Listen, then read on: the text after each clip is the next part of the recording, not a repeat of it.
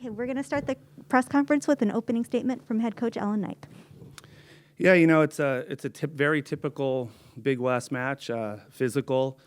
Teams fired up to play at the beginning, maybe a little bit too fired up for us as far as settling down. I don't think we were great in trans. We were rushing through plays and not finish them, and I think we missed a few too many serves early on. But I think we settled down really nicely as the match went on, and we ended up hitting a really big number in the second and third and fourth set. Thought our passers did a great job of giving Aiden an opportunity to have distribution, and I thought he set a great match for us. So our block and defense came along as the match went on, and our serving certainly came along as the match went on. The longer we played, the better it got. So that was encouraging, and now we turn around and head down the freeway and play these guys again tomorrow in a short turnaround against a good team, and it's a halftime approach for us, and we'll enjoy it for just a little bit, and then prep for a real good response, by Irvine, and hopefully we'll have a real good response and even better match tomorrow night. On that, Coach, what adjustments did you make between the first and the second set? Yeah, there really wasn't a whole lot of adjustments to like what our game plan was or what we were trying to do. It was a little bit more of just on the execution part.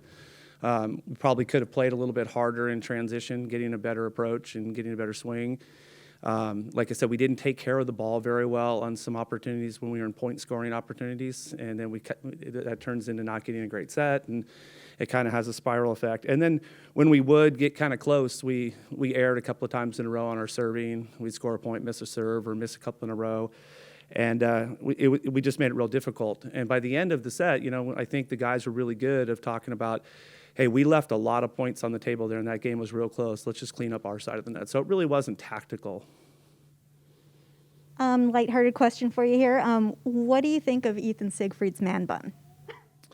Ethan Siegfried's man bun? I'm just jealous of it. All right, let's get back to business here.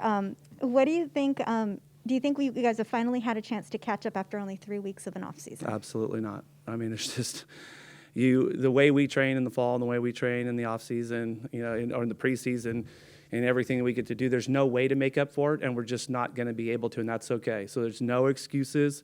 We're in the thick of it, and we're going to just have to make some adjustments on the fly, have to get better without grinding out every week with 3-hour practices and a ton of jumps. We're just not going to be in that situation.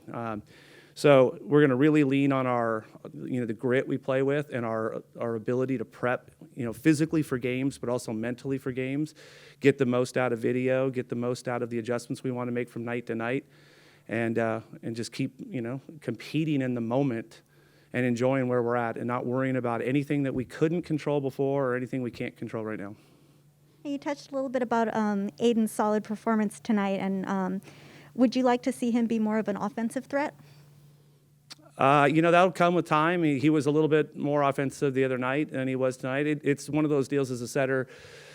It'll come in some matches more than others just because the way the pass comes or the rotation people are in or the way he's feeling. As far as to say I want him to have a certain amount of kills in a game, that's unrealistic. But certainly, he's athletic enough to be involved offensively in it. We would like him to do that, but we're not going to set a goal of how many kills he needs. He certainly doesn't need to be leading the attacks. Thank you, Coach. All right, thank you. Okay, we're here with Spencer Olivier. First question from the media. Spencer, what was the reason for the slow start today? What adjustments did you make?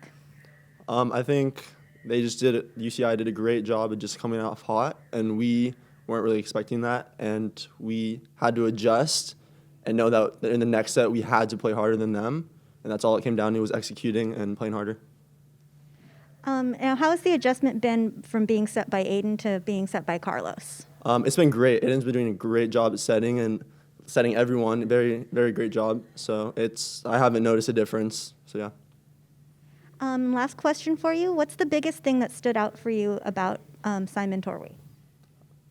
He does a great job at just being a physical presence. He gives so much energy on the court. And as you can see, whenever he scores, he's just loud and ready to give that energy to his teammates. So that's one of the biggest things that I've noticed from him. Yeah. Thank you. We are here with Mason Briggs, and we are going to have some questions from the media. Mason, tell me a little bit about the yellow card situation. What was going on with that? Yeah, we were just a little excited and fired up to begin with. I don't think the ref liked that. Yeah, that's about it. Now, last question for you is, how did you go about preparing to try to defend against Joel Schneidmiller today? Yeah, we just treated him like a big 0-1 in the Big West, a big physical guy, and just flexed our system from there. Thank you.